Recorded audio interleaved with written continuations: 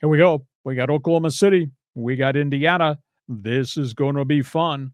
This is the Thunder team. The average age of the Oklahoma roster is 24. Think about that. Wow. All these young guys led by Shea Gilgeous-Alexander.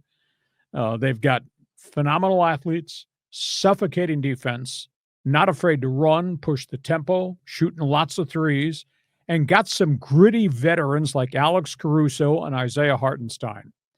I don't know how deep Indiana is right now. Everybody in the Eastern Conference plays a different style of basketball. They beat on each other. I just don't know that Indiana can stay up with all the stuff that Oklahoma City throws at you. I mean, there's no doubt that Pascal Siakam is just a great player. And there's no doubt that Halliburton has big nights, but he's a little bit streaky based on what the defense does to him. I just don't know that Indiana has really enough. I think OKC's going to win this thing in 5 games when we find out game 1 underway. Let's talk about the Knickerbockers. Shocking, the decision to hit the eject button on Tom Thibodeau after years of 50 and 51 wins. He took them where they had not been, the chance to go to the finals for the first time in 44 years in the series against Indiana before they finally got beat. All kinds of insinuations that this was mandated by the rich man owner, James Dolan. It was not done by the president of the team, the general manager, Lon Rosen. They kind of deny that. They're reaching for a lot of different ideas as to who to go hire. I thought it was a hodgepodge roster. I was told the reason that Thibodeau got to the end of the road is that he was just flat out stubborn. Yeah. I'm the coach.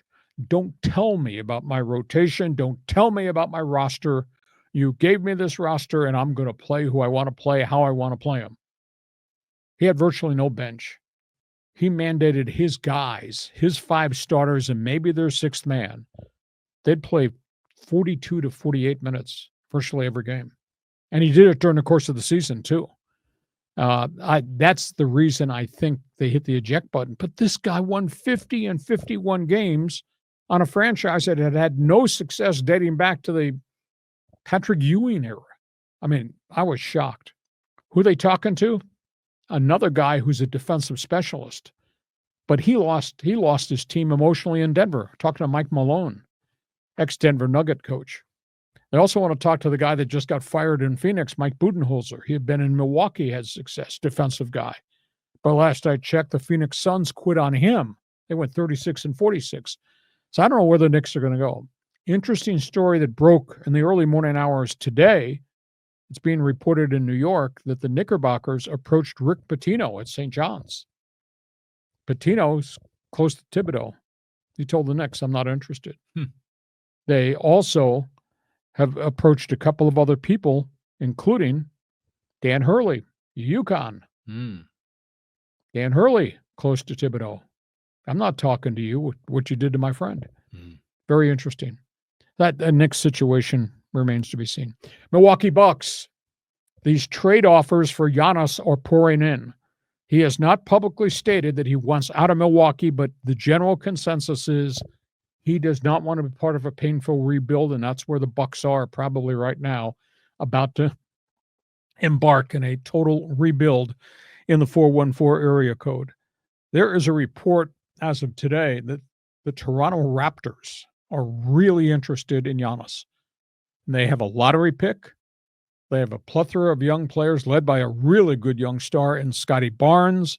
They've got a bunch of veteran guys like Kyle Kuzma because they're going to have to throw money, expiring contracts into this thing. And they got multiple picks for years to come. So I heard Giannis to Toronto has some validity. But I keep hearing Houston, which has got a ton of draft capital and a lot of young guys, and is looking for a veteran player to anchor this very young roster that the Rockets have, that Houston might be a player there.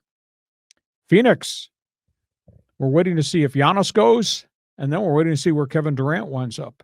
And the general consensus is Durant is out of there, and he wants out of there, and he doesn't want to be part of what's been a lot of upheaval under the new ownership. This is really interesting because he would fit San Antonio, and the Spurs have draft capital. The rumor is that San Antonio would trade one of their first-round picks, not the real high one, but later first-round pick, plus Harrison Barnes, plus another one of their young guards, Dirk Vessel, who's a really good player, and throw some future picks in there, maybe to get Kevin Durant. Durant with Wemby, Stephon Castle, and De'Aaron Fox, that's pretty good foursome. Mm-hmm. And the Spurs are going to have that very, very high number 1 draft picks up. San Antonio, that could be worth watching there. And the last one is in Boston. And it's hard to believe a year ago this week, John, we're talking about the Celtics, NBA Finals, about to get the ring. They're talking about breaking up the team.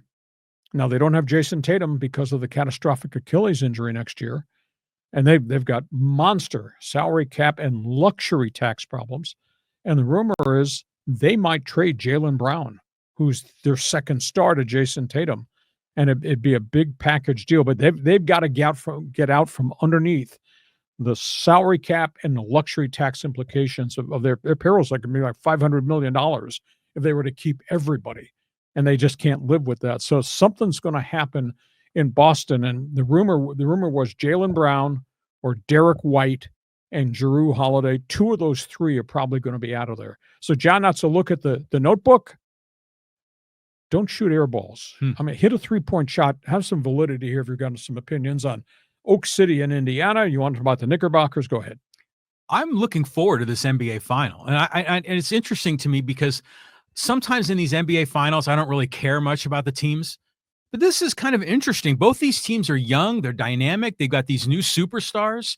And I'm learning about some of these OKC players that are actually really good.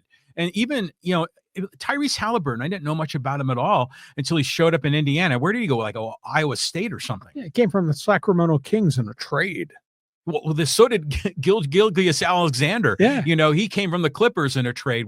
So all these guys were sort of like in the shadow, and now they're in the spotlight. And I think that's really cool. So I'm looking forward to that. But talking about the Suns and Kevin Durant, how old is that guy? He'll be 36, I believe. He's got to be one of the oldest guys in the league, other than like Al Horford or something. Yeah, still plays really, really well, but he's got a lot of miles on him, but he wants out. Now, other than the championship he won with the Warriors, has he ever won an NBA Finals? Well, he was part of the cornerstones of the original Oklahoma City franchise, the Russell Westbrook era, and they were really good. But did they win it? Yeah. And the whole thing unraveled, and they all got old, or they traded So he away. has 2 rings. Yes. Okay. So that's where we are there. All things NBA basketball. Feel free, jump on board. Your comments are invited. Fans Forum chat box is open.